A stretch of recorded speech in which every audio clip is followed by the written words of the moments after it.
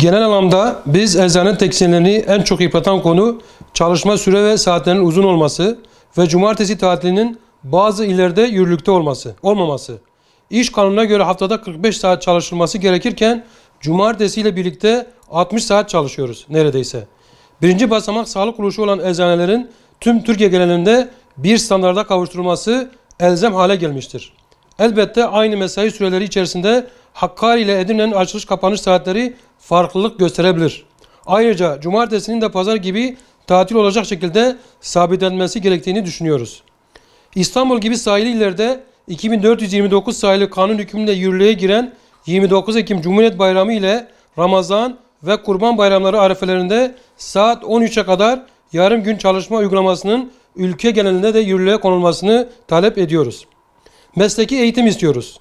Eczane teknisyenlerinin en önemli eksikliklerinden biri de mesleki eğitim. Buna çok ihtiyaç var.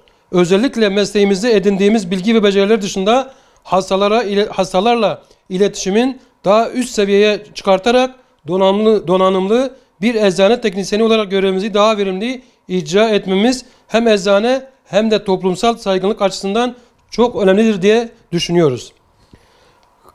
Kademe göre taban fiyat uygulaması.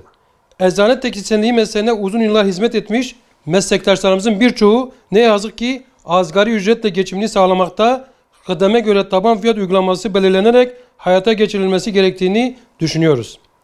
Sağlık çalışanı olarak işlenmek istiyoruz.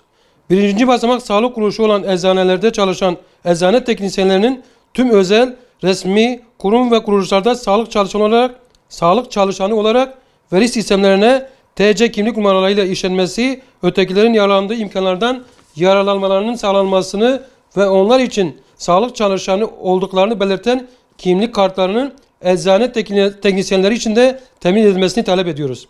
Bunu özellikle pandemi döneminde belediyelerin sağlık çalışanları için ücretsiz ulaşımda, sokağa çıkma yasağı döneminde çalışması gerekenler için ne büyük önem teşkil ettiğini gördük. Ayrıca derneklerimize üye olan arkadaşlarımız kimlik kartlarıyla ücretsiz ulaşımdan yararlandılar.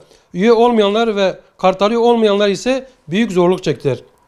Bizimle ilgili kararlarda söz sahibi olmak istiyoruz. Bizimle ilgili kararlar alınırken, bir proje düşünülürken, kısacası biz eczane teknisyenlerini doğrudan ilgilendiren konularda tarafımıza danışılmasını ve dahası ilgili birimlerde temsil edilme hakkı istiyoruz. Öte yandan eczacı odalarında bizlerle ilgili birimler oluşturulmasıyla birçok sorunumuzun daha kolay çözülmesi sağlanacaktır diye düşünüyoruz.